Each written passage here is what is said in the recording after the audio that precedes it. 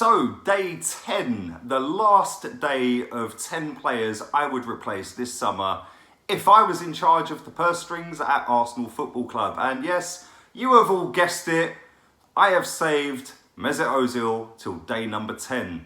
So, yeah, let the fun begin. For me, Mesut Ozil has been here 6 years. He's on 350 grand a week, as we all know. And for me, he hasn't ever lived up to the hype. He got a pay rise off of the back of finishing 5th and 6th. Alexis Sanchez run his contract down, played the waiting game and eventually got the ump and left. Ozil did a similar sort of thing, but Alexis decided to leave first, which meant that Arsenal Football Club was sort of snookered really, because the two biggest names at the football club, the two supposed best players at the football club, one of them had decided he wanted to go and actually forced a move, and he's been absolutely rubbish ever since he left. Mesut Ozil sat back in the wings with his PR game strong, saying all the right things out of his marketing team, and eventually landed himself a massive contract. And for me, when we signed him from Real Madrid, I was over the moon. I was jumping up and down and knees sliding across my living room when I found out that we signed Mesut Ozil, one of the best players in the world at the time. And I was shocked that Real Madrid let him go. But I can now see 6 years later why they let him go, because I just don't get the hype. I genuinely don't get it. And I'm not trying to hate on the guy. I don't hate him. I don't dislike him. I just want him to perform for the club I've supported for years and years now, over 30 years. And I've seen bigger and better players play for this football club that have taken a fraction of the money, that have performed on a more regular basis, that look like they can be bothered, and never really just like amble around the pitch and just give up and hide, which he does so many times. And it is so frustrating to watch as a fan.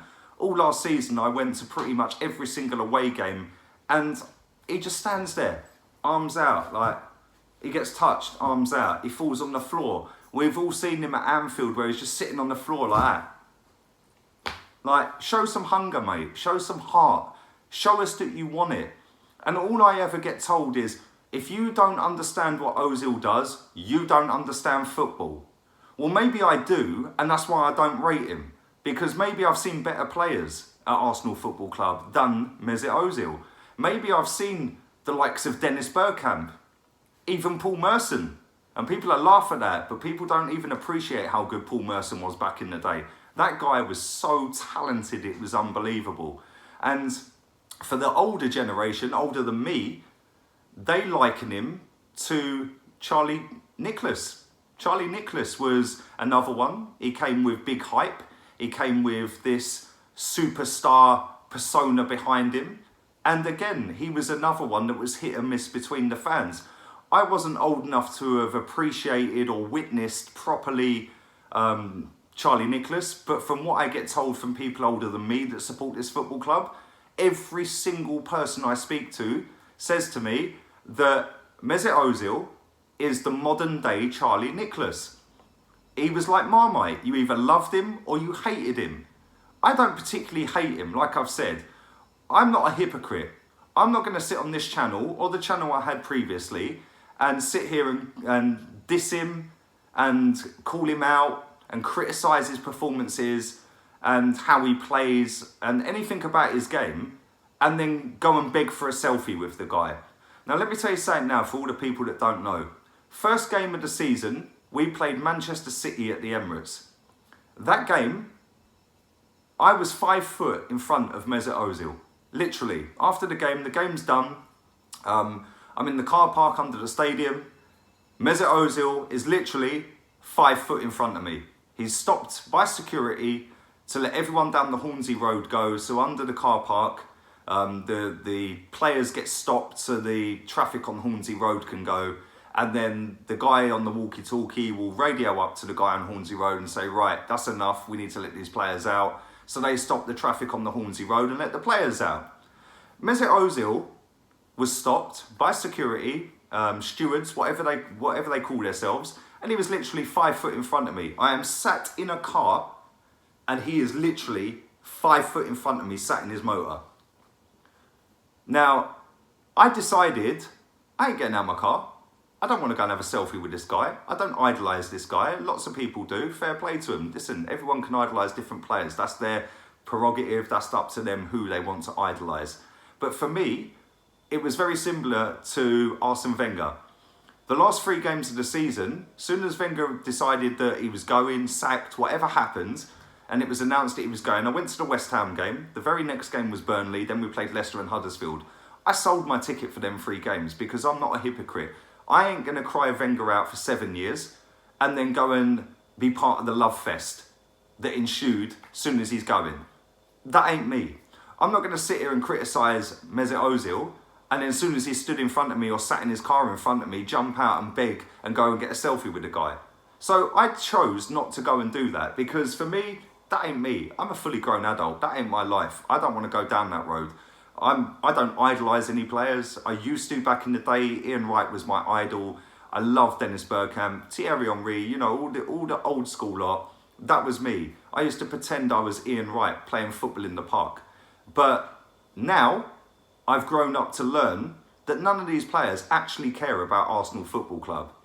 They don't love the club. Not one of these players, other than maybe Jenkinson, Maitland-Niles maybe, even maybe Iwobi, none of them love the football club. They don't love the club like we do. So I just thought, like, I ain't about that life. I ain't going to go and make myself a hypocrite just for the sake of a photo opportunity. I ain't about that. Yeah, I'll have a photo with Aubameyang. Yeah, I'll have a photo with Guendouzi, Mavropanos when he was in the crowd at Chelsea. Yeah, that's cool. But I ain't going to sit here and criticise a player non-stop because I don't rate the guy and then go and beg for a selfie. That ain't me. So I didn't do that. And the reason I don't rate this guy is because I was born in an era where before Premier League was even invented, before Champions League was even invented, and before assist stats, pass accuracy, forward passes, key passes, and like, what a load of rubbish. XG and like, what is this all about? Seriously, I watch the game, right? I don't watch stats. People can come to me and tell me that, yeah, it's all good, yeah, whatever, like, he's got the most assists and this and that. I don't care about an assist, right? Patrick Vieira gets an assist for Thierry Henry's solo run against Tottenham, which has got him a statue outside the football ground. That is the statue from that goal. Patrick Vieira gets an assist for that. Patrick Vieira headed the ball about 7 yards out from our goal. Thierry Henry runs the whole length of the pitch. Patrick Vieira, you get the assist. I ain't interested in assists. Before 1992, assist stats weren't even counted. And to me, the only assists that matter are assisting us to 3 points. And let's be real, we signed this guy for 42 million quid. We've strapped him up to yet another big contract. And from the day we signed him to the day his contract currently ends, which is in 2022, I believe, or 21, we are going to have paid this guy, including the fee and wages, £153 million. Now, if somebody can come to me and justify why this guy is worth £153 million, then seriously, come, put it in the comment section down there, because I don't get it. I genuinely do not get it. And yeah, it's all well and good, like, you know, sitting there going, oh yeah, but look at the pass he done against Burnley. Yeah, let's all forget that Kolasinac was in the place to run, to make the run, to square it back, and then Aubameyang finished it. There's been a goal last season against Bournemouth at home where Giroud ended up in the ad holdings, where it was an overplayed pass from Ozil. Giroud bust one to get the ball, squares it to Alexis. Alexis scores. The Emirates crowd are singing, "We've got Ozil." Why? Why? Giroud got the assist. Alexis scored the goal. And for me, I just don't get it. I don't get the circus. This guy's PR game is just so on point that he has got more followers on social media than the football club we all support. And, you know, at the end of the day, that sums it all up. PR game better than his football game. He came with a big reputation. I haven't seen it. People can sit there and say to me that, yeah, but he nearly broke the record assist stats and all this, and then Giroud let him down. The same fans still sit there idolising Giroud, saying he's on loan at Chelsea and we'd welcome him back. Hypocrites, the lot of them. And I just don't get it. Listen, at the end of the day, he ain't my cup of tea. And he ain't ever going to prove it to me, because after 6 years of being at this football club, I don't get it. We bought him to be the difference in big games. He's not done that. Stat pad against Ludogorets, stat pad against Rennes and Barté and little teams, the lesser teams. When it comes to a big game, how many games has this guy genuinely done it away from home? Not at home, away from home. How many times has this guy turned up in a big game? You can count on one hand how many times that guy has turned up in a big game. And people are sitting there and go, oh yeah, but Arsenal haven't turned up in a big game. This guy's our talisman. This guy's our record earner. This guy is the guy that's supposed to go, do you know what? You ain't beating us today because I ain't having it. We used to have Thierry Henry against Liverpool. Michael Owen scored, they're 2-1 up. Thierry Henry went, you ain't beating us today. Ain't happening, mate. So, I don't get it. Listen, I've gone on for nearly 11 minutes about Mesut Ozil. I'm going to rate his season, not his season, I'm going to rate his career at Arsenal 5 out of 10, maybe 5.5. I don't live up to the hype. I don't get it. I don't think he's been anywhere near what I thought he was going to be. And the fact that Real Madrid sold a 24-year-old that's apparently world class. Real Madrid do not sell 24-year-old world class players. So for me, yeah, 5.5. I'm going to name 3 players. I'm going to do it as quick as I can because this video is dragging on now. Apologise for it being out late as well. And I'm going to do a Q&A as well. So, you know, I'm going to pin the comment. I'm going to pin that. So leave all your questions for the Q&A. I'll be dropping that tomorrow. Leave all of that on the pinned comment. And yeah, ask me anything. If it's within reason, I'll answer it. If I've got time, I'll answer as many as I can.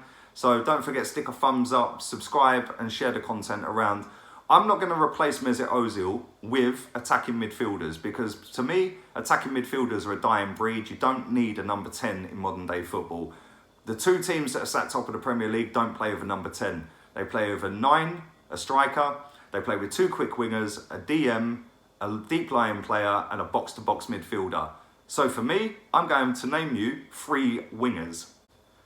So, winger number 1 that I'm going to name is Leon Bailey. He is 21 years old. We all know about Leon Bailey, Jamaican, and he's playing for Bayer Leverkusen, contracted until 2023.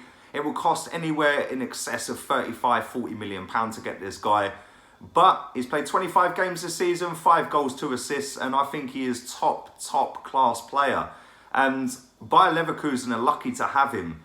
He's been there for quite a few seasons now and he's quite a mainstay of their team. He plays pretty much every game for them. He chips in, he's good at dribbling, he's technically class and he is absolutely rapid. So for me, like I said, we don't need a number 10. We need wingers and we need quality wingers and he is one of them. Player number 2, I'm going to go for Hirving Lozano. For me, this would be my first choice. 23-year-old, plays for PSV Eindhoven, again contracted until 2023. This season, these stats are mad, and I know it ain't the greatest league in the world, but he has played 24 games this season, 15 goals, 8 assists. We all see him for Mexico in the World Cup. He had some good games out there as well. Another one, absolutely lightning quick, left foot, right foot, dribbling ability, agility, unbelievable player. He's got a buyout clause apparently of £36 million. For me, that is a no-brainer. Go and sign Hirving Lozano this summer. Last but no means least, Yannick Carrasco.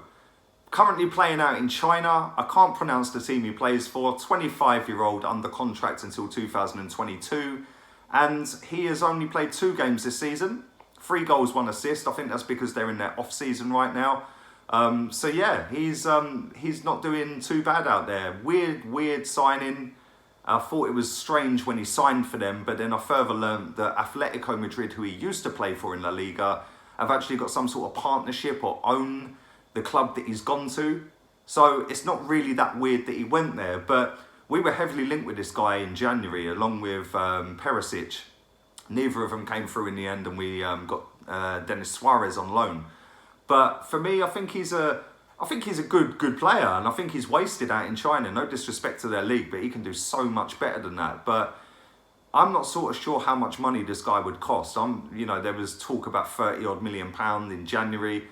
I'm not so sure. I'm not convinced he's worth that. Very good talent, but for me, all day long, Hirving Lozano has got to be the one. But let me know what you guys think. Do you rate Ozil more than a 5, 5.5 out of 10? Do you disagree with anything I said about Mesut Ozil? Leave it all in the comments section. Let me know about the players you would replace him with. Do you think a number 10 is a dying breed? Would you replace him with wingers? And don't forget, leave all of your questions for my Q&A tomorrow in the pinned comment for this video. Any questions that are not left in the pinned comment, I will not see. So leave them in the pinned comment and I'll do my best to answer as many as I can. Don't forget, subscribe, like, share. Until tomorrow, I'm out of here. Laters, peeps.